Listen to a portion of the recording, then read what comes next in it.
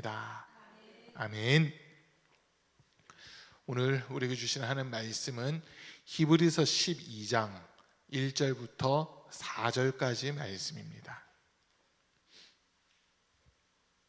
히브리서 12장 1절부터 4절까지 말씀입니다.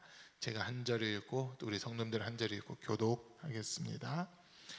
그러므로 이렇게 구름대와 같이 수많은 증인이 우리를 둘러싸고 있으니 우리도 갖가지 무거운 짐과 얽매는 죄를 벗어버리고 우리 앞에 놓인 다름질을 참으면서 달려갑시다.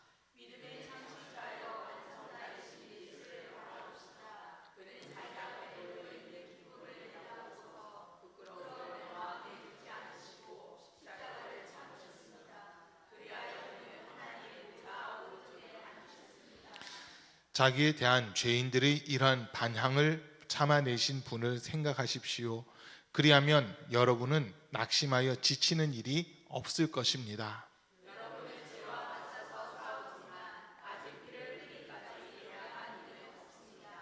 아멘.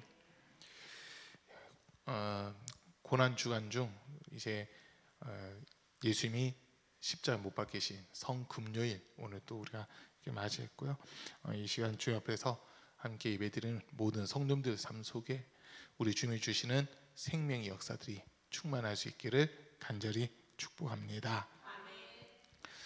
지난 6주 동안 이제 구약의 말씀들이 어떻게 예수님을 통해서 이루어졌는지 이런 것들 우리가 하나하나 살펴보면서 여기까지 왔습니다.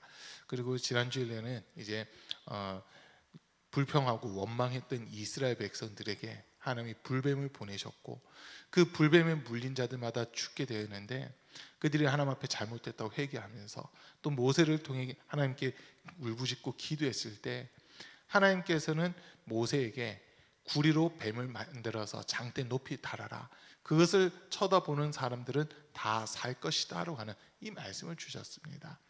한 사람인 아담으로 말미암아 모든 사람이 죄를 범하여 죽게 되었고 또 다른 한 사람인 예수 그리스도를 통하여 모든 사람들이 생명을 얻게 된 그 부분들 우리가 함께 살펴봤습니다. 오늘 이제 성금요일, 정말 우리가 가장 어떻게 보면 예수님이 십자가에 못 박히신 그 당일이다 보니까 오늘 하루 많이 이렇게 좀 다운될 수도 있지만 우리의 사랑하는 성도님들은 나를 위해 십자가에서 고난당하시고 또 살 찢고 몸 찢고 피 흘려 죽기까지 하신 그 예수님 바라봄으로써 사망이 아닌 생명에 이를 수 있는 은혜가 있기를 간절히 축복합니다. 저와 여러분들이 예수님을 믿는 제일 큰 이유는요, 살기 위해서 예수님 믿는 겁니다. 살기 위해서, 영생을 얻기 위해서, 천국 가기 위해서 저와 여러분들이 예수 믿는 겁니다. 근데 많은 분들에게 물어보는 거예요. 예수님을 믿는다고 하는데 예수님 어떤 거를 믿습니까? 라고 이렇게 물어보면요, 뭐 많은 것들을 이렇게 이야기를 해요. 근데 제일 중요한 부분은요, 예수님이 십자가에서 죽으셨고 또 3일 만에 부활하셨다고 하는 거, 이걸 믿어야 구원을 얻을 수 있다고 하는 겁니다. 로마서 10장 9절과 10절 말씀 한번 띄워주시고요. 로마서 10장 9절 10절입니다. 같이 읽습니다. 시작. 내가 만일 내 입으로 예수를 주로 시인하며 또 하나님께서 그를 죽은 자 가운데서 살리신 것을 내 마음에 믿으면 구원을 받으리라. 사람이 마음으로 믿어 의에 이르고 입으로 시인하여 구원에 이르느니라. 아멘. 지금 이 말씀처럼요, 예수님이 육신을 입고 이 땅에 오셨고 또 죄 없는 예수님께서 십자가 위에서 우리의 죄를 대신 담당하고 십자가에서 죽으신 것과 또 하나님의 아들이시기 때문에 죽음에 매여 있을 수 없어서 다시 살아나신 것을 믿는 자들에게 영생을 주신다라는 이 약속의 말씀을 오늘 우리에게 주십니다. 이번 주간 우리가 새벽기도, 지난 주일부터 오늘 새벽까지 해서 새벽기도 시간에는 예수님의 그 마지막 십자가 못 박히는 이 한 주간의 삶들을 하나하나 살펴봤습니다. 예수님께서 예루살렘 들어가실 때 많은 사람들이 종려나무 가지를 꺾어서 호산나로 외치면서 예수님을 맞이하기도 했고요. 또 예수님이 성전을 정화하러 가시다가 열매 없는 무화과를 저주하시고 또 성전을 정화하는 그런 모습들을 이렇게 살펴봤습니다. 그리고 또 예수님께서 제자들의 발을 씻겨주시는 세족식 하는 모습과 또 최후의 만찬하는 모습, 그리고 겟세마네 동산에서 기도하시는 모습, 그리고 오늘 새벽에는 빌라도가 예수님을 3번이나 죄 없다라고 무죄를 선고하면서 예수님을 살려주려고 했지만 이스라엘 백성들이 그를 없이 하소서, 그를 십자가에 못 박으소서라고 외치면서 밀란이 일어날 지경까지 가게 되니까 빌라도가 어쩔 수 없이 예수님을 십자가에 내주는 그 모습까지 우리가 새벽에 살펴봤습니다.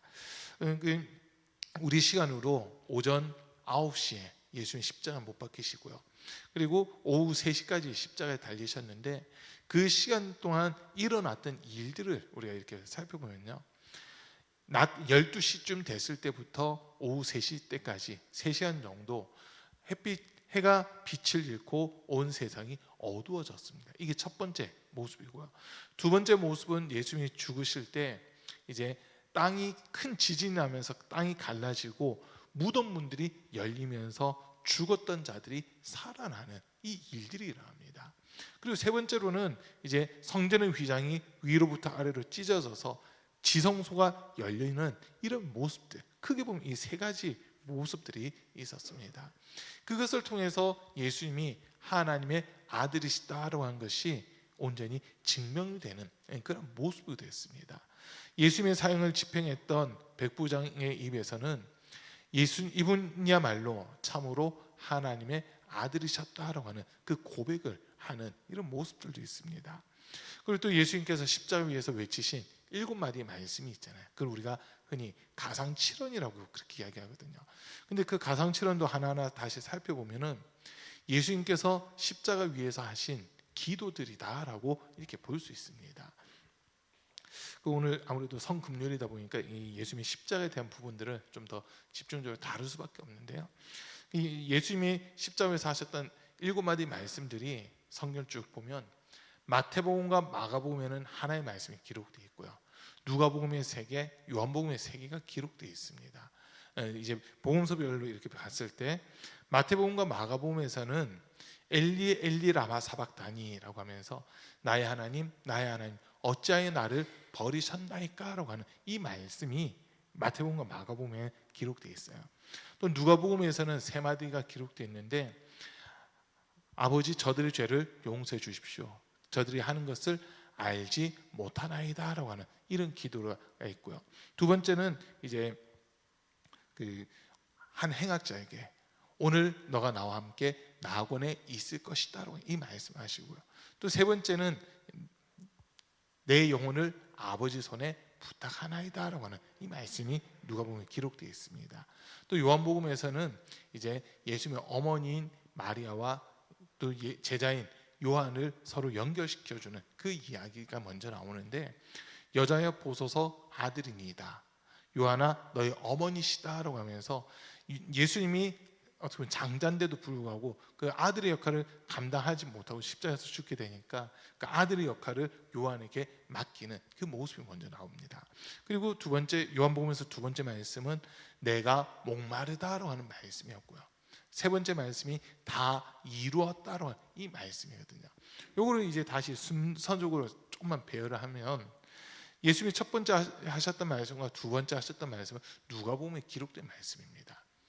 아버지 저들을 용서해 주십시오, 그들이 하는 것을 알지 못하니이다라고 하는 이 기도가 첫 번째 기도인데, 예수님께서는 십자가에서 죽으시면서도 끝까지 원하신 것은 사람들의 죄를 용서하길 원하셨다라고 한 겁니다. 우리가 죄를 지으면서도 대다수 사람들은 이게 죄인지 모르고 하나님 뜻에서 벗어났다고 하는 것을 깨닫지 못하고 죄를 범하는 그런 경우가 상당히 많이 있다는 거거든요. 그러다 보니까 우리 예수님은 우리의 그 연약한 모습을 아시고 또 우리의 무지함을 아시고 하나님께 기도하시는 거예요. 하나님, 이들이 지금 자기가 하는 일조차 이게 의로운 일인지 악한 일인지 선한 일인지 나쁜 일인지 이것조차 분별하지 못하는 자들인데 이들을 용서해 주십시오라고 하는 이런 기도문을 예수님이 먼저 기도를 올려드리는 거예요. 자, 그리고 두 번째는 예수님과 함께 십자가 못 박혔던 2명의 행악자가 있잖아요. 그 중에 한 명은 예수님에게 너가 하나님의 아들이거든 너도 십자가에서 내려오고 우리도 구원하라고 하는 그런 이야기를 합니다. 그때 한 행악자가 그 다른 행악자에게 하는 이야기가, 그런 소리 하지 마라. 너와 나는 우리의 죄 때문에 십자가 못 박힌 거고 이렇게 죽는 거지만 이분은 죄가 없는 분이시다라고 하면서 주님 나라에 들어가시거든 저를 기억해 주십시오라고 하는 이런 이야기를 해요. 그때 예수님 입에서 나온 말씀이 뭐냐면요, 오늘 너가 나와 함께 낙원에 있을 것이다 라고 하는 이 말씀을 하시거든요. 예수님은 지금 그 순간에도, 마지막 그 순간에 예수님을 인정하고 영접한 이 행악자에 대해서 구원의 메시지를 전해 주셨습니다. 저와 여러분들도요, 마지막 순간에 우리 입에서 나온 말 한마디가 너무 중요하다는 것을 분명히 기억하셔야 됩니다.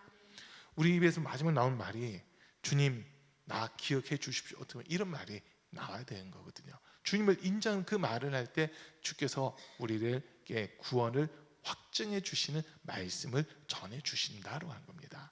자, 그리고 이제 세 번째 말씀이 요한복음에서 나왔던 예수님의 어머니 마리아와 요한을 연결시켜 주는 그 대사입니다. 그 이야기인데, 그 부분에서도 이렇게 보면 육신의 어머니로서 이제 예수님이 섬길 수 있는 최고의 섬김을 보여주는 그런 모습이 됩니다. 뭐 우리 성경은 그냥 어머니 이렇게 표현돼 있지만 개역한 개정판에서 여자여 보소서 당신의 아들이니다라고 하면서 요한을 소개시키거든요. 그 존칭이 그 당시에 쓸 수 있는 최상의 존칭이었다라고 하는 이런 이야기들을 우리가 들을 수 있어요.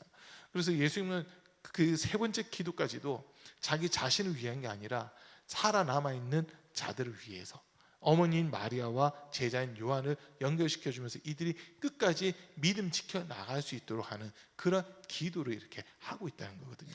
혼자는 연약하지만 누군가 두 사람, 세 사람이 같이 연합하게 되면 끝까지 믿음을 지켜 나갈 수 있다고 하는 거, 이거를 이제 우리에게 보여주는 그런 부분이기도 합니다. 그리고 네 번째 말씀이 엘리 엘리 라마 사박다니, 시편 22편 1절의 말씀을 인용한 그 말씀이기도 한데요, 나의 하나님 어찌하여 나를 버리셨나이까라고 하는 이런 말씀입니다. 어떤 분들은 그런 이야기합니다.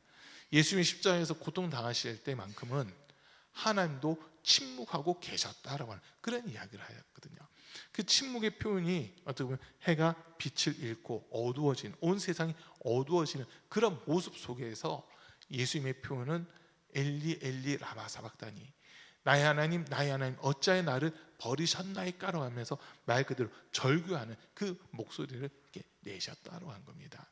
그리고 다섯 번째 하신 말씀이 이제 요한복음에서 내가 목마르다라고 하신 그 말씀이거든요.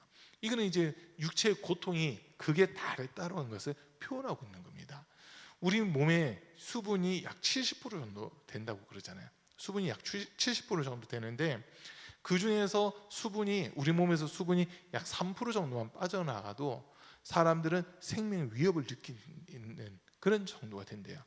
1% 정도, 1%에서 2% 그 정도 왔다 갔다 할 때는 사람들이 갈증을 느낀다거든요. 갈증을 느끼는데 3% 이상, 5% 이렇게 빠져나가게 되면 그때는 생명의 위협을 받게 되는 그런 수준이 된다는 거예요. 그런 수준이 되는데, 예수님께서 이제 빌라도 앞에 갔을 때 여러 신문을 받았잖아요. 근데 그 전날부터 밤새 기도도 하셨고, 그리고 이제 새벽 밤에 잡혀서 빌라도에게 갔다가 헤롯 왕에게 갔다가 또 빌라도에게 와서 계속 신문을 받는 그런 과정들이 있었습니다.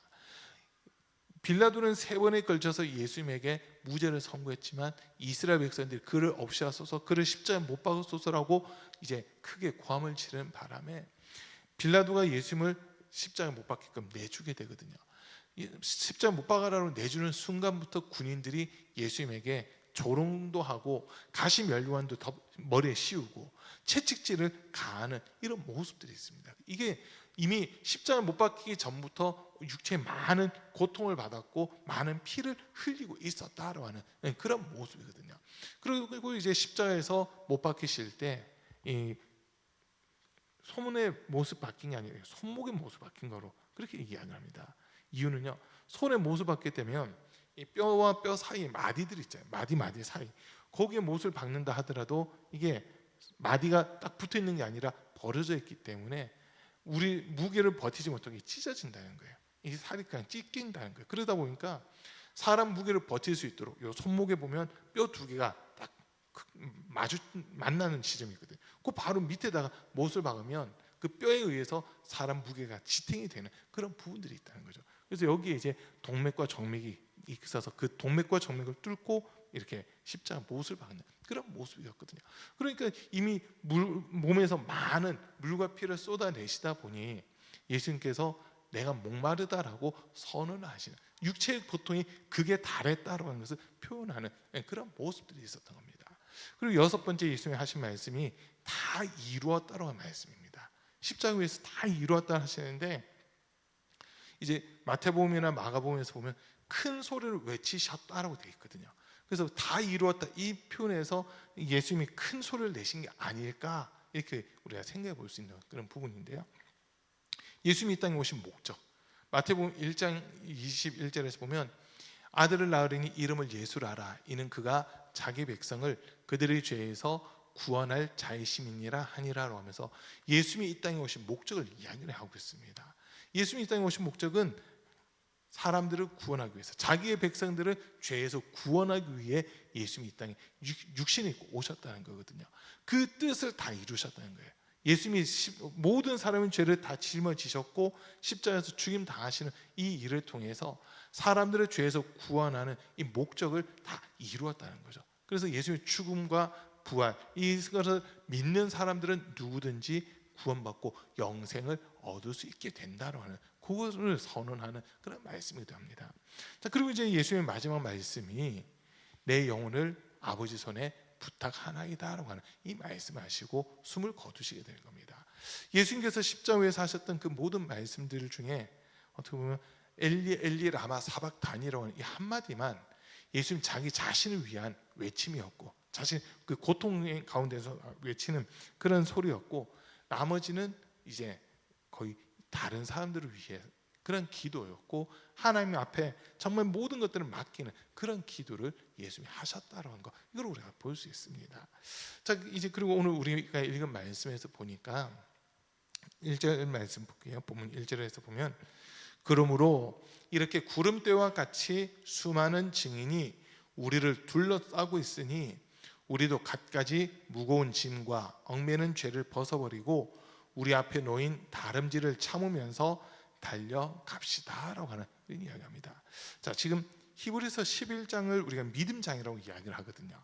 믿음장인데 40절까지 오면서 소위 믿음의 선조들에 대한 이야기들을 앞에서 쭉 언급을 하고 있습니다.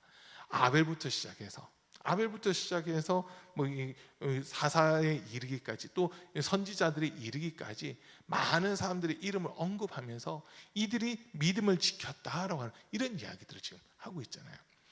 히브리서 11장 1절에서는 믿음은 바라는 것들의 실상이요 보이지 않는 것들의 증거니 선진들이 이로써 증거를 얻었느니라. 지금 당장 눈에 보이는 건 아니지만 하나님의 어떤 약속의 말씀을 믿고는 그것대로 순종해가는 모습들을 보였다고 하는 겁니다. 그리고 히브리서 11장 6절에서는 믿음이 없이는 하나님을 기쁘시게 하지 못하나니 하나님께 나간 자는 반드시 그가 계신 것과 또한 그가 자기를 찾는 자들에게 상 주시는 이심을 믿어야 할지니라라고 하는 이 말씀을 하세요. 하나님이 살아계시다라고 하는 것을 인정하는 그 믿음으로 행할 때 하나님이 상을 주신다라고 하면서 여러 인물들에 대한 이야기들을 쭉 하게 됩니다. 그리고 이제 히브리서 11장 36절부터 38절까지 36절부터 38절까지 이건 그냥 한번 같이 읽어보겠습니다. 같이 했습니다. 시작.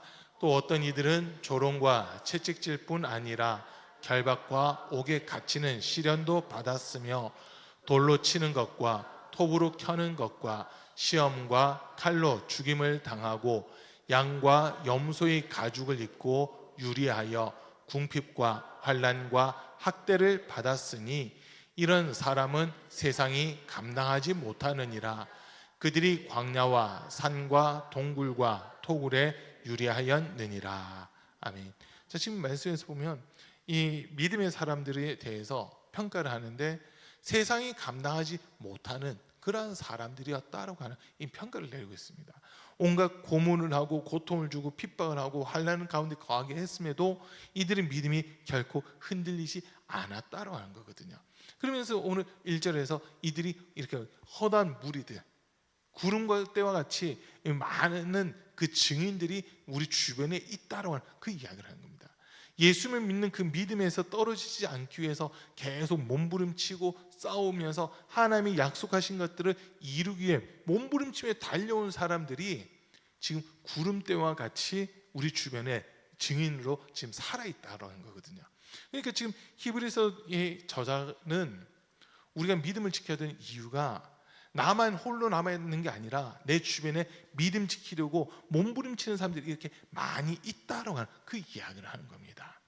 자, 여러분, 엘리야가 보면 아합 시대 때 바알에게 무릎 꿇지 않은 자가 나 하나만 남았습니다 하면서 좀 많이 낙심하는 사실 그런 모습들이 있었거든요.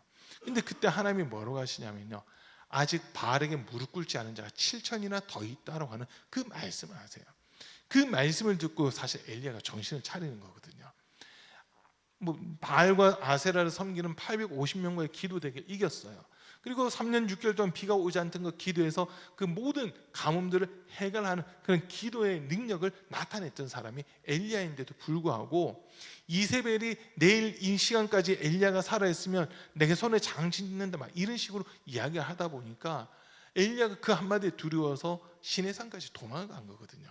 호렙산까지 도망간 거예요. 가다 지쳐서 쓰러지니까 천사가 와서 물도 먹여주고 떡도 주고 막 이래요. 그리고 또 그 가뭄 기간 동안에 하나님께서 사르밧 과부를 통해서 먹이시고 입히시고 그런 일들이 있었잖아요. 어쨌든 그 시내산에 왔을 때 하나 동굴에 숨어 있는데 하나님이 말씀하신 겁니다. 너 밖으로 나와라. 나 만나자. 내가 너 앞을 지나갈 테니까 동굴 밖으로 나와라 이러시거든요. 그때 이제 큰 지진이 납니다.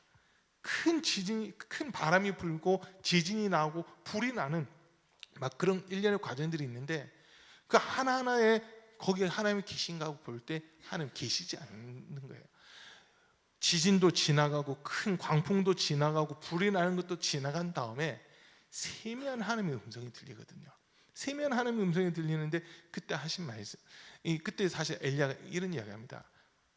바알에게 무릎 꿇지 않은 자가 나밖에 없습니다. 그런데 저 이세벨이 내 목숨을 지금 찾고 있습니다라고 하면서 하나님 앞에 이제는 내가 할 거 다 했으니까 나 죽여 주십시오라고 하면서 자포자기하는 듯한 그런 말을 할 때 하나님께서는 아니다. 아직 바알에게 무릎 꿇지 않은 자가 7천이나 더 있다로 그 한마디를 하시거든요. 그때 그 한마디에 엘리야가 사실 위로를 얻게 되는 겁니다. 엘리야가 위로를 얻으면서 아직 하나님 살아계시는구나, 아직까지 하나님을 믿고 인정하는 사람들이 있구나라고 하면서 다시 힘을 내는 이런 모습이거든요. 지금 오늘 히브리서 12장 1절 말씀도 그거예요. 나만 홀로 남은 것 같은데, 예수 믿는 사람이 나만 있는 것 같은데, 그 당시 로마 시대 황제가 다스리던 시대다 보니까 핍박이 있고 환란이 있고 또 이렇게 죽는 일들이 너무나도 많은데 이 가운데서 나만 믿음 지키는 건 줄 알았더니 그게 아니라 히브리서 11장에서 이렇게 허다하게 많은 사람들이 정말 구름대와 같은 이 사람들이 믿음 지키기 위해서 지금까지 싸우고 있다고 하는 것을 이야기하면서 우리에게 실망할 필요가 없다고 하는 것을 가르쳐 주는 겁니다. 여러분, 지금 우리가 살고 있는 세대, 이 세상이 우리 주변 한번 둘러보세요. 얼마나 악해졌습니까? 너무나도 악해져 있는 이 시대를 사실 우리가 살아가고 있잖아요. 이 악한 시대 속에서 정말 우리가 믿음을 끝까지 지킬 수 있을까, 이런 의심도 사실은 들어요. 그런데 우리 하나님께서 하신 말씀이 아직도 믿음을 지키고 있는 자들이 구름대와 같이 많다라고 하는 이 이야기를 하시는 거거든요. 그들은요 그냥 교회만 왔다 갔다 하는 자들이 아니라 말 그대로 히브리서 11장에서 소개하듯이 토굴이가 됐든 토굴에 숨어서 살든지 짐승의 털을 뒤집고 살든지 이런 식으로 죽음을 피하기 위해서 정말 온데간데 없이 이렇게 살아가는 사람들, 뭐 온갖 고문과 고통을 받는데도 불구하고 끝까지 믿음을 지키고 있는 사람들이 있다는 거예요. 그 사람들은 이야기를 하면서 이제 예수님에 대한 이야기를 한 거예요. 그들이 믿음 지킬 수 있었던 것은 예수님을 바라봤기 때문이다라는 거거든요. 자, 오늘 본문 2절 말씀 같이 읽어봅니다. 2절입니다. 시작. 믿음의 창시자요 완성자이신 예수를 바라봅시다. 그는 자기 앞에 놓여있는 기쁨을 내다보고서 부끄러움을 마음에 두지 않으시고 십자가를 참으셨습니다. 그리하여 그는 하나님의 보좌 오른쪽에 앉으셨습니다. 자, 지금 예수님이 바라보고 있는 게 뭐냐면요, 예수님이 바라보고 있는 거는, 죄송합니다, 지금 예수님이 바라보고 계시는 거는 자신이 죽는 거, 십자가에 고통당하는 거, 그게 아니에요. 그 뒤에 거를 바라보고 있는 겁니다. 내가 죽으면 이 세상에 있는 많은 사람들, 하나님과의 관계가 단절되고 끊어졌고 죄로 인하여 심판받고 죽을 수밖에 없는 이 모든 사람들에게 살 수 있는 길이 열린다는 거, 그거를 바라보고 계시는 거거든요. 요한복음 12장 24절 말씀입니다. 요한복음 12장 24절 말씀인데요, 같이 읽습니다. 내가 진실로 진실로 너희에게 이르노니 하나의 밀이 땅에 떨어져 죽지 아니하면 하나에 그대로 있고 죽으면 많은 열매를 맺느니라. 예수님은요, 자기가 죽으면 많은 열매, 생명의 열매들이 나타난다고 한 거, 이걸 바라보고 계셨던 겁니다. 그러다 보니까 나 하나 죽는 게 두렵거나 위험한 게 아니라 내가 죽어야지만 수없이 많은 열매를 거둘 수 있다라는 거, 그거에 대해서 주님은 자기가 당할 고통, 고난, 그거를 넘어가실 수 있는 그 힘을 얻었다는 거거든요. 그래서 우리가 누구를 바라봐야 되느냐 했을 때, 나를 위해 십자가에서 고난당하신 예수님 바라보셔야 되는 겁니다. 예수님은요, 저와 여러분들에게 영원한 생명 주기 위해서 하나님과 동등됨도 취하지 않으셨고, 이 땅에 가장 높은 자로 태어나시는 것도 반기지 않으시고, 가장 낮은 자의 모습으로 이 땅에 오셔서 우리의 죄를 담당하시면서 십자가에 못 박히신 겁니다. 이유는요, 저와 여러분들에게 영원한 생명 주기 위해서 예수님 그 길을 가셨다는 거거든요. 우리가 이 땅에서 살아가면서 어려움들을 겪을 수도 있어요. 환난이 올 수도 있어요. 괴로움이 올 수도 있고 고통이 올 수도 있어요. 그런데 그 환경과 상황이라는 것들만 놓고 보고 있으면 실망되고 낙심되고 좌절될 수밖에 없다고 한 거거든요. 실망될 수밖에 없어요. 왜 나는 맨날 이렇게 힘들어야 돼요? 왜 맨날 나는 이렇게 고통스러워야 돼요? 이렇게 불평과 불만도 나올 수도 있어요. 그런데 그 뒤에 걸 보셔야 돼요. 내가 지금 이렇게 핍박받는 거, 고통받는 게 예수님을 믿고 있는 믿음 때문이라면, 예수님을 믿는 믿음 때문이라면 우리는 그거 감당하셔야 되는 겁니다. 믿음이 아니라 만약에 내가 진짜 뭔가 잘못한 것들 때문에 내 삶이 힘들다면요, 그건 내 죄값이에요. 그건 내 죄값이에요. 그러나 그게 아니라 예수님을 믿고 하나님의 자녀가 되려고 하다 보니까 세상의 방식과는 다른 방식으로 우리가 살아야 되거든요. 세상 방식으로는 구원받을 수가 없잖아요. 세상의 방식으로는 혹시 부자가 될 수 있을지는 몰라요. 그러나 하나님께 인정받을 수는 없거든요. 하나님께 인정받을 수는 없어요. 우리가 복음서도 쭉 읽어보면 이제 한 부자 청년이 예수님에 찾아오잖아요. 주님, 내가 볼 때 당신은 선하신 분이십니다. 어떻게 하면 내가 구원을 얻을 수 있습니까? 라고 이야기합니다. 그때 예수님의 대답은요, 율법에 기록된 계명들을 지켜 행하라. 내 부모를 공경하라, 살인하지 말라, 도둑질하지 말라, 간음하지 말라고 한 그 계명들을 지켜 행하라고 말씀하시거든요. 그때 그 청년이 뭐라고 하냐면, 이 모든 계명들은 제가 어려서부터 다 지켰습니다라고 얘기해요. 그 계명들을 지켰음에도 불구하고 자기 속에 스스로 해결되지 않는 문제들이 있었거든요. 진짜 내가 구원받은 게 맞을까? 진짜 나 구원받을 수 있는 걸까? 라고 하는 그런 의문이 올라왔던 거죠. 그랬으니까 예수님께 왔는데 예수님의 대답은요, 그 청년을 불쌍히 여기시면서 하신 말씀이, 너에게 한 가지 부족한 게 있으니 곧 너가 가진 모든 것들은 팔아서 가난한 사람들에게 나눠주고 너는 나를 따르라라고 하는 이 말씀하시거든요.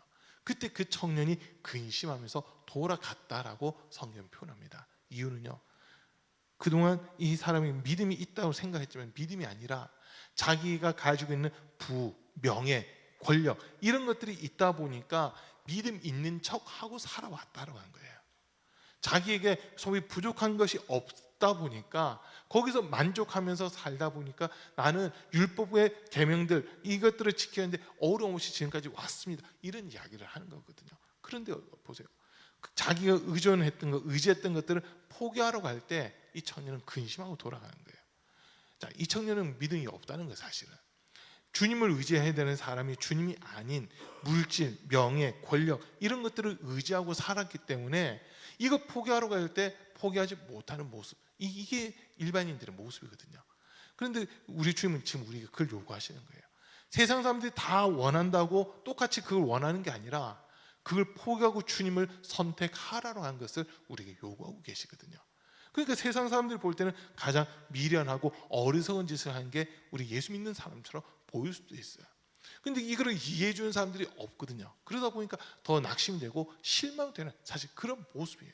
왜? 예수님이 안 보이니까요. 예수님이 안 보이니까 이렇게 하면 내가 손해보는데, 이렇게 했을 때 남들이 나를 비웃을 것 같은데, 나를 조롱할 것 같은데 라고 하는 그 마음, 그것 때문에 두려움이 찾아오는 거거든요. 그런데 여러분, 우리가 진짜 누구 바라봐야 되냐면 예수님 바라보셔야 되는 겁니다. 예수님은 하나님과 동등한 분이시잖아요. 근데 내게 생명 주시려고 하나님과 동등점을 포기하고 죄 없는 분이 죄인의 모습으로 이 땅에 나타나셨습니다.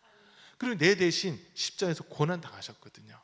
그 예수님 바라본다면 우리는요, 세상의 명예, 세상의 이익 이걸 쫓아가는 것이 아니라 나를 구원해 주신 예수님을 바라보고 그분을 위해서, 그분을 믿는 믿음으로 내가 하루하루 살아간다고 하는 그 결단과 결심을 할 수 있게 되는 겁니다. 이게 진짜 믿음이라는 거거든요. 많은 분들이요, 지금 내가 큰 어려움이 없고 환난이 없고 핍박이 없기 때문에 믿음 교회 생활 열심히 하고 교회에서 흔들리지 않는 이런 모습을 가지고 있는데, 이게 자기의 믿음이라고 생각하는 경우들이 사실 너무나도 많다는 거예요.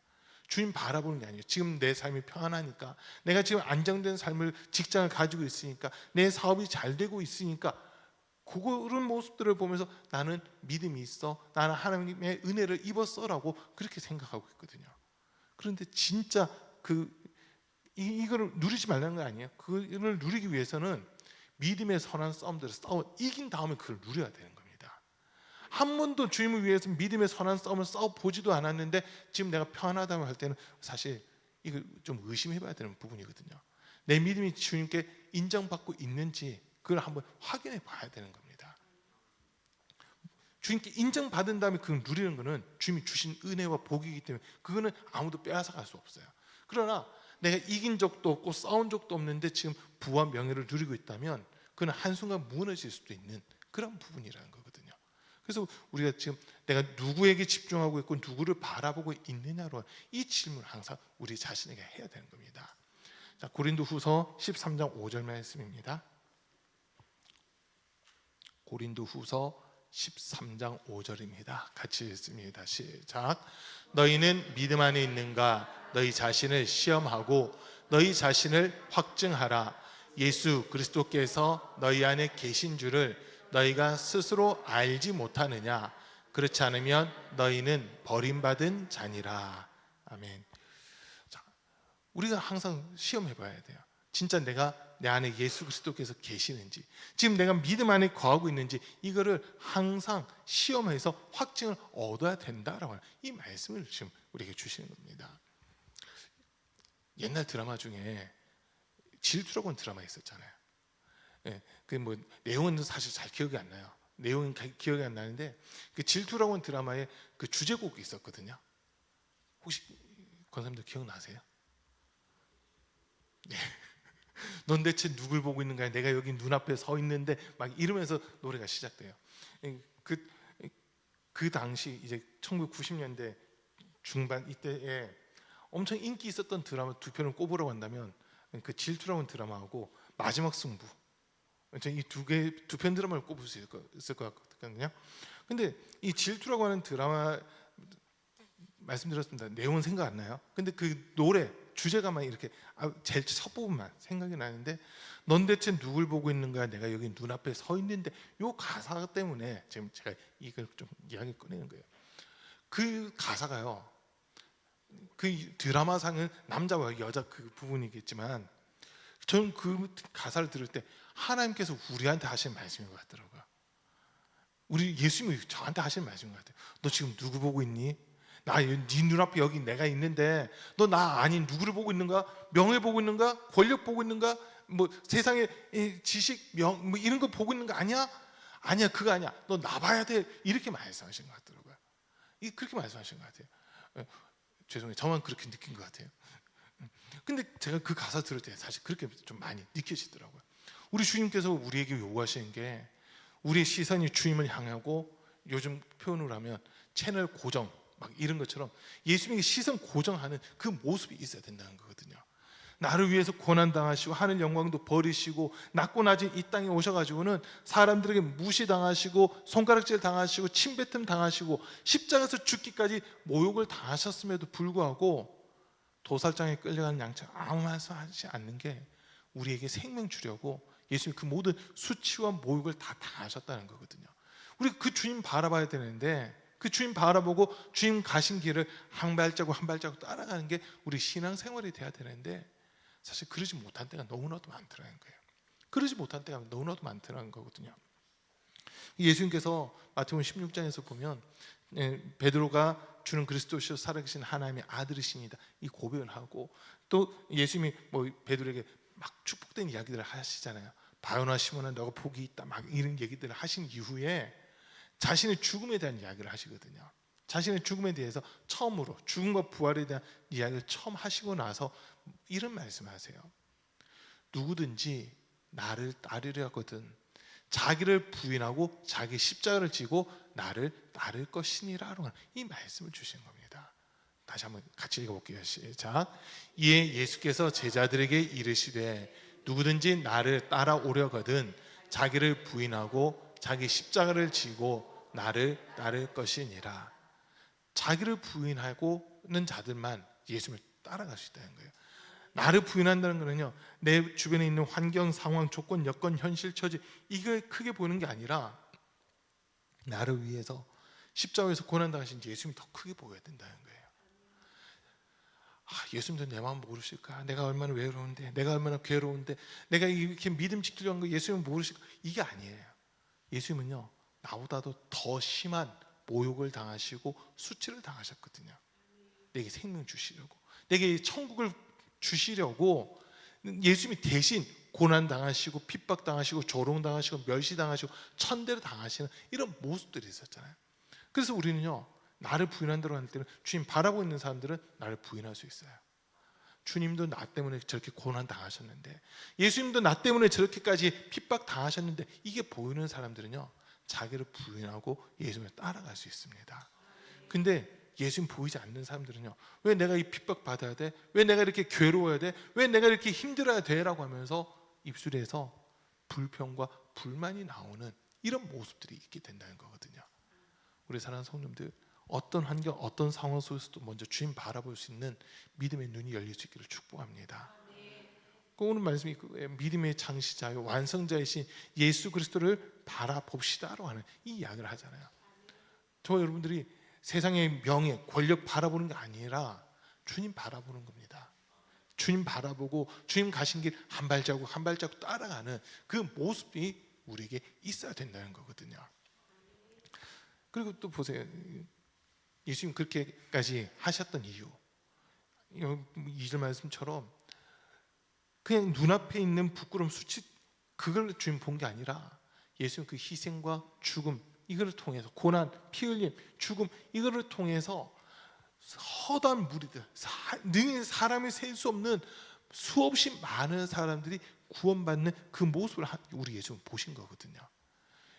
요한계시록 7장에서 보면 이제 14만 4천 명이 소개가 되고 있잖아요. 각 이스라엘의 12지파에서 단지파랑 에브라임 지파 두 개 지파 빠지고 대신 레위 지파가 들어가고 요셉 지파가 이름이 들어가면서 12지파가 채워져 가지고 14만 4천이라는 사람들이 등장해요.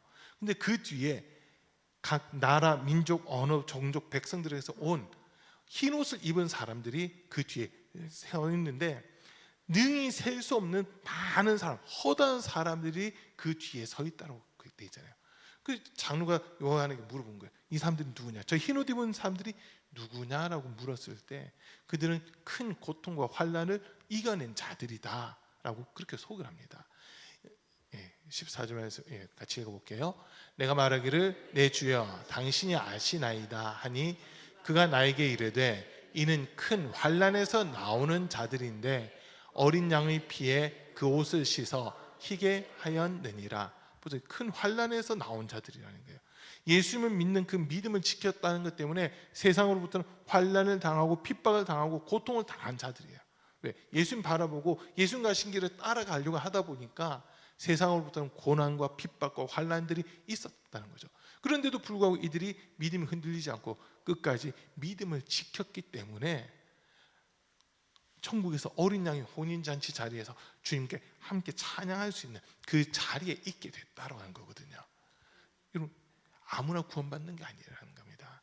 난 교회 나왔으니까, 내가 교회에서 어떤 직분 받았으니까, 교회 내가 몇 년을 다녔으니까 나는 구원받겠지가 아니라, 환난이 있어도 우리 믿음이 흔들리지 않고 끝까지 그 믿음을 지켜나가는 사람들, 이 사람들이 구원받는 겁니다. 오늘 이 예수님의 성금요일, 정말 예수님의 그 고난을 기억하고 이 자리에 나오신 우리 성도님들이 주 앞에 설 때 영광스러운 모습으로 주님을 찬양할 수 있는 그런 은혜가 있기를 간절히 축복합니다. 이거는 정말 주님이 택한 자들, 어떻게 주님이 택한 자들이란 표현을 사실 잘 안 쓰기는 한데, 왜냐하면 구원받은 자들이 미리 정해졌다 이런 식으로 오해를 하는 분들이 계시더라고요. 그건 아니고요.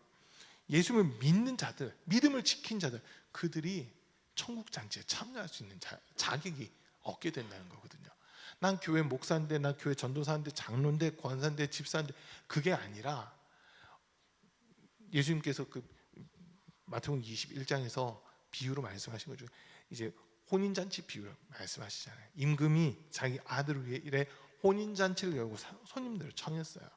잔치날이 돼서 종들을 그 손님들에게 보내서 이제 잔치가 준비됐으니 오십시오라고 하는데, 나는 장가들었다, 나는 소를 샀다, 나는 밭에 나가서 일해야 된다고 하면서 그 혼인잔치 자리에 참여하지 못하겠다고 하는 그런 이야기들 하거든요.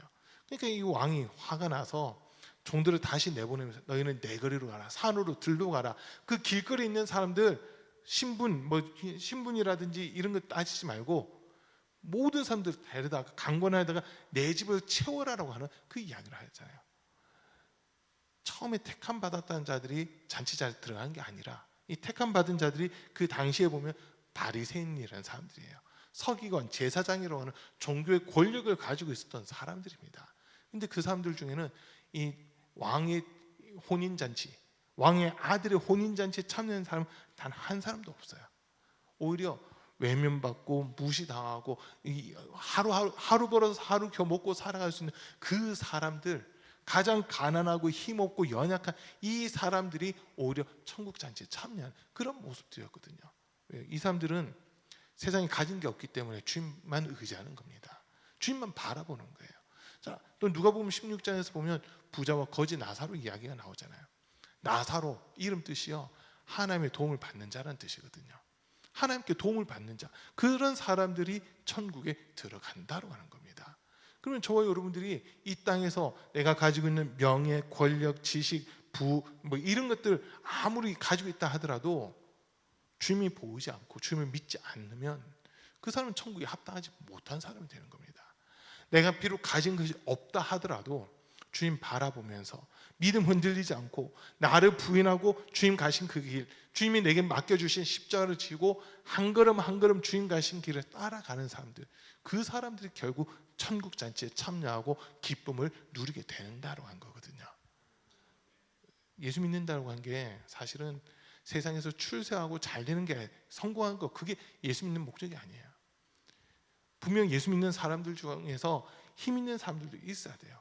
공권력을 이렇게 움직일 수 있는 그런 사람들도 예수 믿는 사람들 중에서 나와야 됩니다. 그런데 예수 믿는 것의 최종 목표는요, 우리 영혼이 구원받는 거거든요. 예수님 지금 그걸 먼저 보신 거예요. 이 사람들이 내가 십자가에서 죽는 이거를 통해서 이렇게 많은 사람들이 구원을 받고 예수님의 복음의 증인이 되는 거, 그것 때문에 예수님 고난을 감당하셨다고 하는 겁니다. 그걸 감당하신 거예요. 또 3절 말씀에서도 볼게요. 자기에 대한 죄인들의 이러한 반항을 참아내신 분을 생각하십시오. 그러면 여러분은 낙심하여 지치는 일이 없을 것입니다. 저 여러분들이 신앙생활 하다가 낙심하고 지치는 제일 큰 이유는요, 예수님 보이지 않기 때문이에요. 예수님이 보이면, 나를 위해서 십자가에서 고난당하시고 피 흘리신 그 예수님이 보인다면 우리는요 지치지 않습니다. 낙심할 수가 없어요. 이런 나까지도 주님이 사랑해 주셨다는 것을 인정하다 보면 더 이상 내가 떨어지면 안 되겠구나, 더 이상 여기서 후퇴하면 안 되겠구나, 여기서 더 이상 내가 밀려선 안 되겠구나라는 이런 마음을 갖게 되는 거거든요. 예수님이 안 보이는 사람들은요 어렵다, 힘들다, 이거 어떻게 하면 피할 수 있지, 그것만 생각합니다. 그걸 생각해요. 근데 진짜 예수님을 바라보고 있는 사람들은요, 예수님은 나를 위해 십자가에서 저렇게 고통당하셨는데 나는 지금 주님을 위해서 무엇을 하고 있지, 이 질문을 하게 되는 거거든요. 나를 위해 자신의 생명까지도 아끼지 않고 내주신 예수님을 위해서 나는 무엇을 할 수 있는 것이라고 이 질문을 하다 보면요, 지금 내가 실망하고 낙심하고 힘이 빠져있고 지쳐있다 하더라도 주님 바라보면요 다시 일어설 수 있는 겁니다. 다시 일어설 수 있어요. 우리가 신앙생활 하면서 아마 그런 경험들 한 번쯤 있으실 것 같아요. 우리 성도님들이 신앙생활하고 예배드리고 기도하고 찬양하고 성경 읽고 기본적인 이런 것들을 다 하는데도 불구하고 한 번씩 소위 슬럼프가 찾아올 때가 있잖아요. 여러분 어떠세요? 슬럼프, 나는 지금까지 신앙생활하면서 슬럼프 같은 거 난 모르고 살아왔어, 혹시 이런 분 계시나요? 그런 분 계실 수도 있어요. 그런데 제 경험으로는 슬럼프가 한 번씩 찾아오더라고요. 오늘 우리 동준이가 그래요. 오늘 동준이가 전도를 못했거든요. 토요일마다 같이 전도 나가는데, 토요일이 아니죠, 금요일마다 학교에 전도를 나가는데, 이 학교 전도 시작하고 나서 동준이가 처음으로 못 일어났어요. 지금까지는 어떻게 해서든 일어나서 잘 나왔었거든요. 7시 반 됐는데 애가 안 오는 거예요. 보통 7시 반 되면 오거든요. 준비를 해야 하는데 전화를 했는데 여보세요 막 이러면서 있잖아요. 잠결에 전화를 받은 거예요. 지금 전도하러 나가야 되니까 어서 와. 힘들어요, 눈이 안 떠져요 막 이러더라고요. 그러더니 5분인가 있다가 다시 전화를 했어요. 여보세요, 너무 힘들어요, 너무 힘들어, 이런 거예요. 동준이가 지금까지 그런 적이 없었거든요. 와, 깜짝 놀랐어요. 얘가 왜 이러지? 막 갑자기 깜짝 놀랐죠. 왜 이렇게까지 힘들어할까? 이제 다음 주가 아니, 동준아 다음 주 시험이냐? 네, 다음 주가 시험이래요. 그러다 보니까 사실 몇 주 동안 교회에서 밤 12시 넘어까지 공부하고 했거든요. 그 피로가 쌓여서 이 못 일어난 건가? 막 이런 생각도 하게 되더라고요. 근데 다시 이렇게 봤어요. 어젯밤에 기도에 맞추고 밤늦게 뭐 먹고 자서 그런가? 한쪽으로 막 그 생각도 이렇게 들더라고요. 너무 늦게 먹어서 그런가? 어제 뭐 누가 이렇게 뭘 주문해 주셔가지고 먹는데 집에 제가 10시 좀 넘어서 들어갔거든요. 10시 5분인가 들어갔는데 들어가서 아들한테 물어보니까 10시 반쯤 온대요 이러는 거예요. 10시 반 됐는데 안 와요. 그게 언제 왔냐면 10시 45분에 왔거든요. 너무 늦게 먹고 자서 그런가? 막 한쪽으로 그런 생각도 드는데, 자, 근데 보세요. 그게 내가 안 일어나야지 한 건 아니에요. 못 일어날 때가 있다는 거거든요. 우리 신앙생활 하면서도요, 우리가 항상 기도 자리, 예배 자리, 말씀 읽는 자리, 전도하는 자리, 이 자리를 지키려고 하는데도 불구하고 나도 모르게 그 자리에서 이렇게 무너지고 주저앉는 때가 있잖아요. 그런 걸 우리가 흔히 슬럼프라고 얘기를 해요. 저 목회하면서도 저한테도 슬럼프가 찾아오더라고요. 전 목사님들한테는 슬럼프가 없을 줄 알았거든요. 슬럼프가 찾아오더라고요. 근데 그 슬럼프를 제가 어떻게 헤쳐 나갔냐면요, 저는 한번 말씀드렸을 거예요. 그날은 평택에서 성도님들이 몇몇 분 안 되시지만 그분들이 그래도 열심히 하는 분들이었거든요. 근데 주일날 성도님들 얼굴이 보기 싫은 거예요. 그냥 얼굴이 보기 싫어요. 그래서 설교하면서 그랬어요. 오늘 죄송합니다. 제가 이상하게 오늘 여러분 얼굴을 제가 못 볼 것 같습니다. 오늘 그냥 제가 이렇게 고개 숙이고 설교할게요. 진짜 그러고 설교를 했어요. 그리고 주님한테 엄청 책망 받았죠. 책망 받는데 주님이 딱 한마디 하시더라고요. 너 지금 누구 보고 있느냐 이러시더라고요. 누구를 보고 있고 무엇을 보고 있길래 너가 지금 그렇게 지쳐 있느냐라고 하는 그 말씀을 주시는 거예요. 그 말씀을 딱 듣는데 보니까 주변의 어떤 환경이라든지 상황들을 보면서 마음에 원하는 대로 뭔가 이루어지지 않은 부분들이 있다 보니까 그때 이제 교회 뭐 다른 교회랑 이렇게 통합한다 막 이런 얘기들이 있고, 월세로 있던 교회가 그래도 자가 건물 가질 수도 있겠다 막 그런 기대를 가지고 있었거든요. 이게 좀 일이 어느 정도 추진이 되던 상황이었어요. 근데 이게 딱 안 돼 버리니까 갑자기 그냥 그 상황에서 낙심이 확 찾아오더라고요. 그러다 보니까 성도님들 얼굴 볼 그 자신이 없는 거예요. 성도님들 얼굴 볼 자신이 없어가지고 그냥 고개를 푹 숙이고 있었거든요. 근데 주님 말씀에 너 지금 뭐 보고 있느냐 이러시더라고요. 너 지금 뭘 보고 있고 누구를 보고 있길래 너가 그렇게 낙심해 있느냐 이러시는 거예요. 그리고 그 다음 말씀이요, 나는 너에게서 눈을 한 번도 떼지 않았는데 너는 왜 내게서 눈을 떼고 있느냐. 그 말에 정신을 차리게 됐거든요. 그 한마디가 들리니까 정신이 차려지더라고요. 내 시선이 주님을 향하고 있어야 되는데 주님이 아닌 내가 처해 있는 환경과 상황을 보면서 낙심하고 실망하고 좌절해 있던 그 모습이 딱 보이더라고요. 그리고 바로 회개했죠. 회개하고 주님 잘못했습니다. 내가 다시 주님께 시선 고정하고 주님을 바라볼 수 있게 다시 한 번 더 내게 기회를 주십시오 하고 기도하는데 그때부터 힘이 나더라고요. 주님이 하실 일들이 있는데 내가 세운 계획이 아니라 주님이 하고자 하신 일이 있는데 요걸 제가 안 보고 있었던 거예요. 눈에 보이는 이 환경, 이렇게 되면 더 좋을 것 같은데 이러면 더 좋을 것 같은데 여기서 아웅다웅하고 있는 그런 모습이었거든요. 주님이 지금 더 큰 계획을 가지고 계신데 이걸 제가 안 보다 보니까, 주님 자체를 안 보다 보니까 내가 세운 계획이 안 되는 여기서 그냥 확 낙심이 되고 소위 슬럼프가 찾아오더라는 거예요. 근데 이게 아마 우리 성도님들도 비슷하지 않을까 싶어요. 항상 슬럼프 빠져라 이건 아니에요. 그러나 그런 슬럼프가 찾아온다 했을 때 넘어갈 수 있는 방법이 다시 주님 바라보는 겁니다. 나를 위해서 십자가에서 고난당하시고 피 흘리신 그 예수님을 바라보잖아요. 하나님과 동등한 분이시고 이 세상을 창조하신 창조주 하나님과 동등한 그 예수님이 나 하나 살리려고 하늘 영광도 버리시고 사람들에게 수치당하고 무시당하고 모욕당하는 그 일도 참으시면서 나 하나 바라보고 계시는데 나는 지금 이 일 하나 안 됐다고, 주님이 기뻐하시는 일은 신경도 안 쓰고 상관도 하지 않으면서 내 일이 이게 안 됐다고 주님에게서 등을 돌리고 있는 그런 어리석은 모습들이 발견되더라고요. 그걸 보면서 주님의 뜻과 내 뜻이 이렇게까지 달랐구나. 주님은 변함없이 여전히 나를 바라보고 계시고 나에게 기대하고 계시고 나를 통해서 일하겠다고 말씀하시는데 나는 그 주님의 말씀, 주님의 음성, 주님의 마음 전혀 헤아리지도 못하고 지금 이거 했냐 안 했냐 요구까지만 아웅다웅하고 있는 그런 모습을 보면서 너무 부끄러우시더라고요. 너무 부끄러우시더라고요. 근데 그렇게 믿음의 자리, 이 목회의 자리 이런 것들이 다시 회복되는 데는 딱 한마디였어요. 넌 누구 보고 있냐? 나 바라봐. 나 바라보면 돼. 이 한마디였거든요. 오늘 이 말씀이 2절과 3절 말씀이 사실 그때 제가 경험이 된 말씀이에요. 주님 바라보니까 이사야 40장 31절인가 보면 오직 여호와를 앙망한 자는 새 힘을 얻으리니 독수리가 날개 치며 올라감 같을 것이요 다른 박질하여도 곤비하지 아니하겠고 걸어가도 피곤하지 아니하리라고 하는 이 말씀이 이루어지는 겁니다. 여호와를 앙망하는 자, 저 사람이 주님 바라보고 있는 사람이라는 거예요.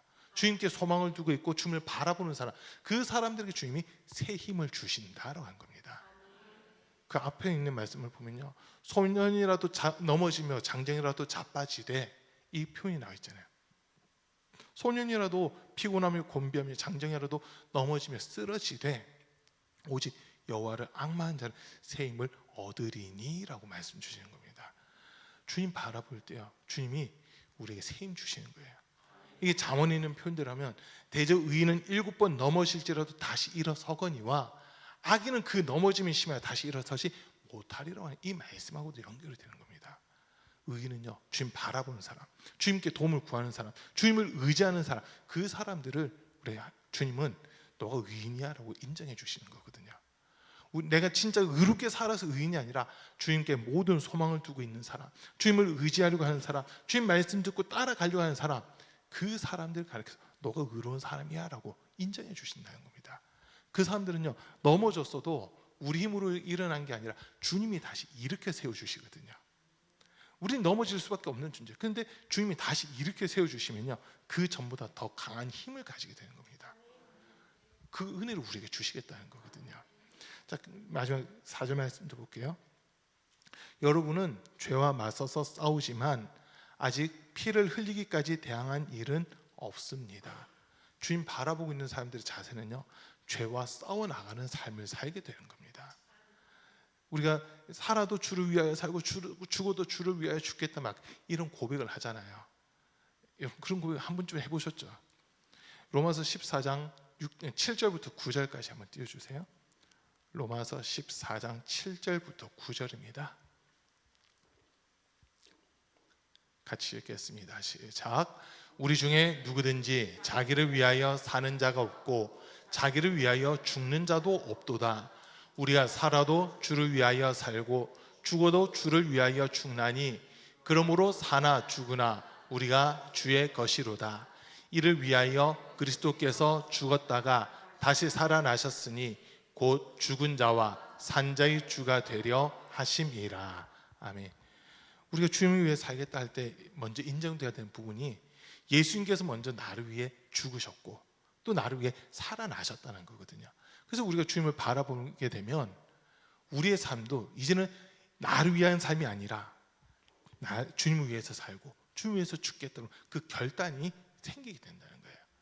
그게 주님 바라보는 자들에게 주신 은혜라는 거거든요. 그리고 이 사람들이 죄와 싸우는 사람들입니다. 죄는 우리를 사망에 이르게 하잖아요. 그러니까 그 죄와 우리가 싸워 나가는 거예요. 큰 죄, 작은 죄, 우리는 그거 따지잖아요. 그죠? 이거는 뭐 징역 몇 년을 해야 돼. 이거는 벌금 얼마를 해야 되라고 하면서 우리는 그 죄의 경중을 따지거든요. 우리는 죄의 경중을 따져요. 그리고 또 죄의 다소도 따집니다. 얼마나 많은 죄를 지었냐, 얼마나 죄를 적게 지었냐, 이것까지도 우리는 따지고 있어요. 근데 우리 주님은 딱 한 가지 보세요. 죄가 있냐 없냐 그것만 보시거든요. 죄가 있으면 사망이고 죄가 없으면 영생이에요. 근데 우리 힘으로는 죄에 대해 이 죄도 뭐 야고보서에 있는 표현들을 하면은 사망에 이르지 않는 죄도 있다라는 그 표현이 나오잖아요.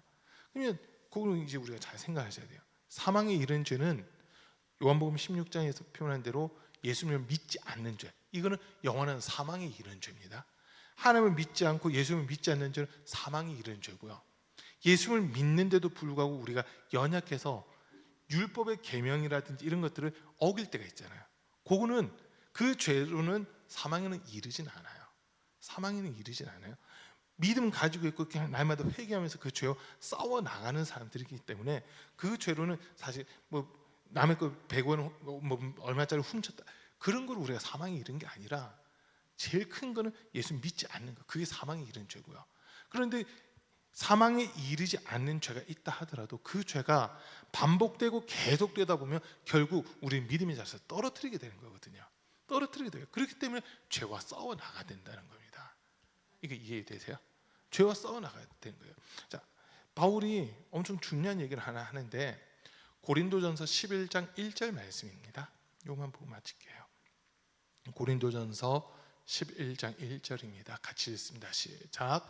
내가 그리스도를 본받는 자가 된 것 같이 너희는 나를 본받는 자가 되라.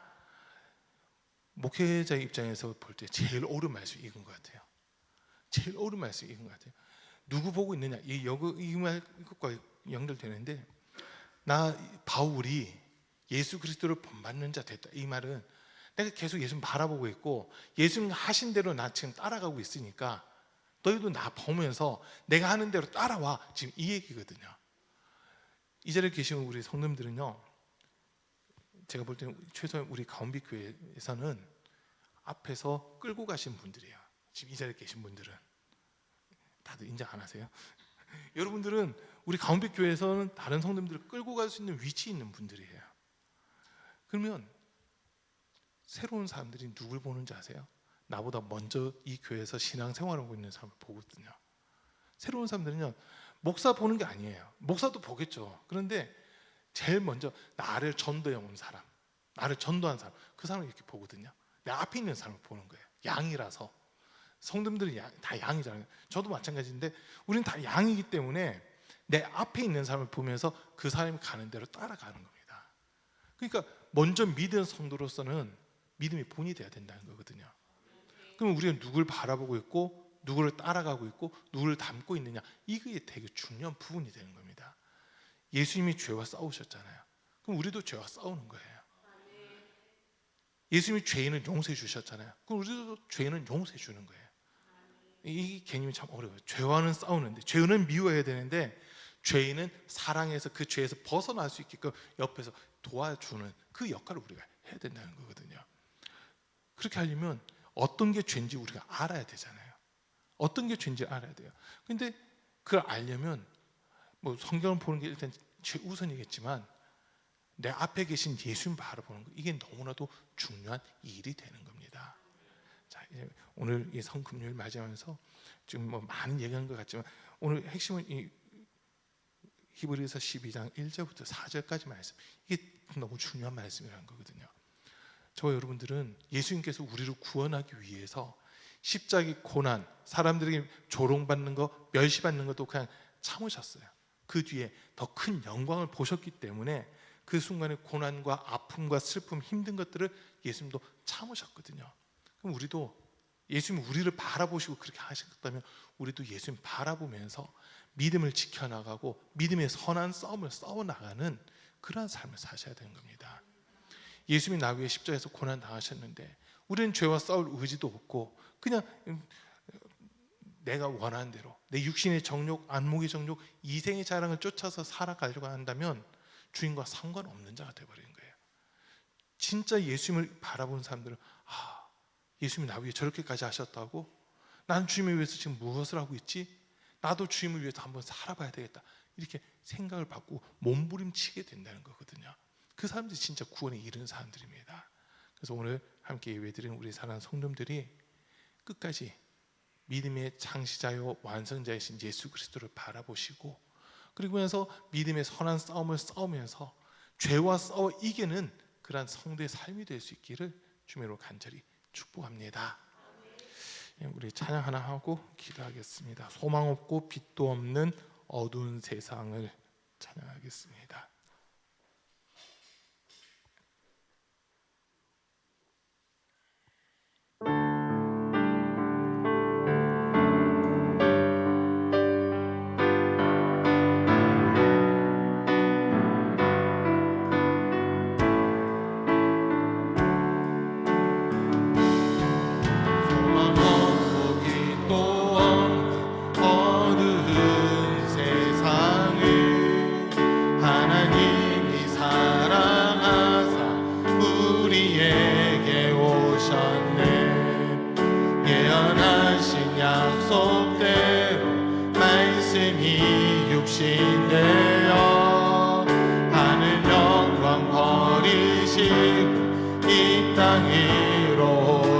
주가 지으신 모든 세상을 구원하려, 주가 지으신 모든 세상을 구원하려 영광의 주 예수님 죽음을 택하셨네.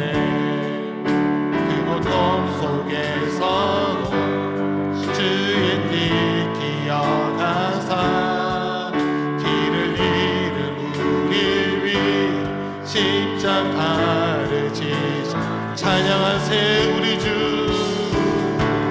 찬양하세 우리 주, 삼위일체 하나님 지키기 높으신 주, 영원토록 찬양하니. 부활하신 그 아침 닫힌 무덤 열리고, 부활하신 그 아침 닫힌 무덤 열리고, 죽임당한 어린 양 죽음을 이기셨네. 생명의 길 되시는 그리스도를 통해 아버지께 오는 자 모두 회복돼. 주가 세우신 교회 성령이 이끄시네. 주가 세우신 교회 성령이 이끄시네. 영원한 주의 복이 끊어지지 않으니 주의 보혈로 인해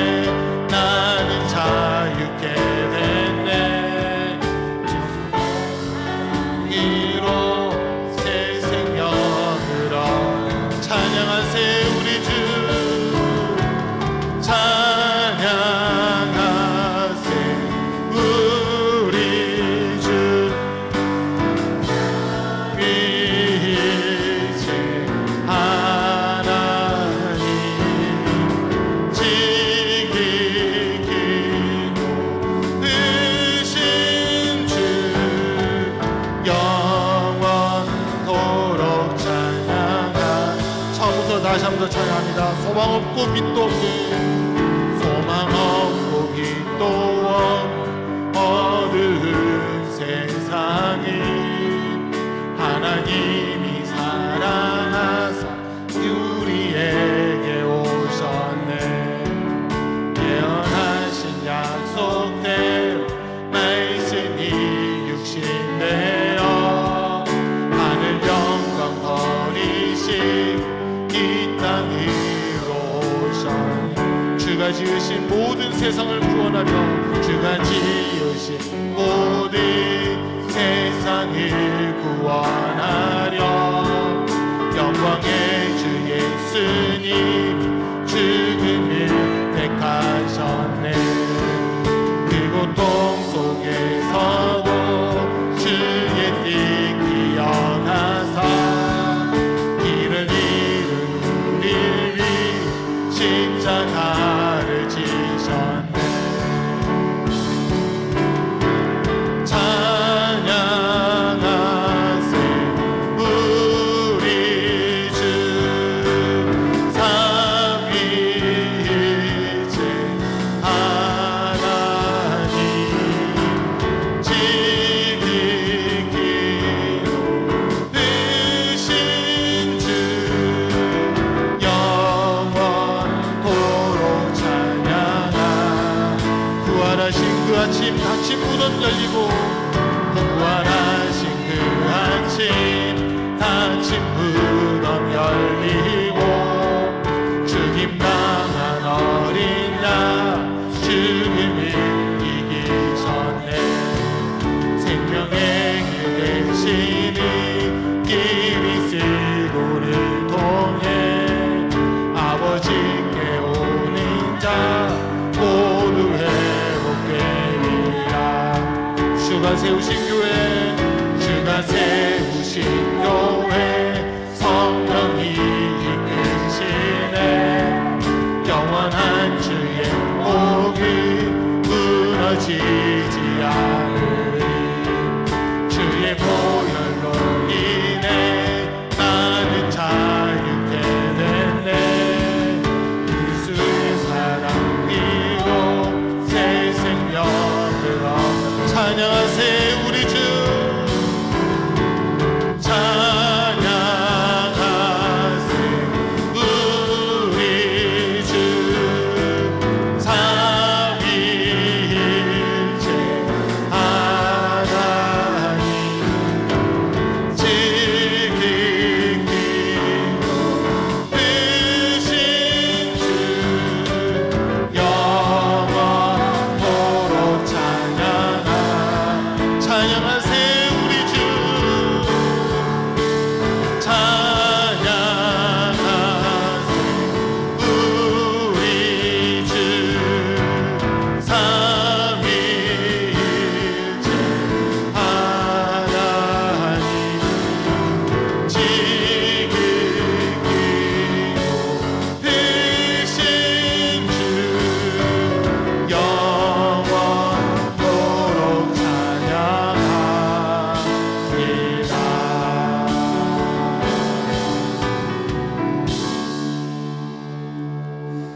성금요일 밤 또 이렇게 주 앞에 나온 우리 성도님들, 이 시간 같이 기도하실 때 오늘 말씀 들은 거 생각하시면서요, 정말 내가 믿음의 완성자, 창시자요 완성자이신 예수님을 바라봐야 되는데, 그동안 예수님 바라보지 못하고 내 눈에 보이는 환경, 상황, 여건, 현실, 처지 이런 것들만 바라보면서 실망하고 낙심하고 있었던 우리 모습들을 주님 십자 앞에 온전히 내려놓는 그런 기도를 했으면 좋겠습니다.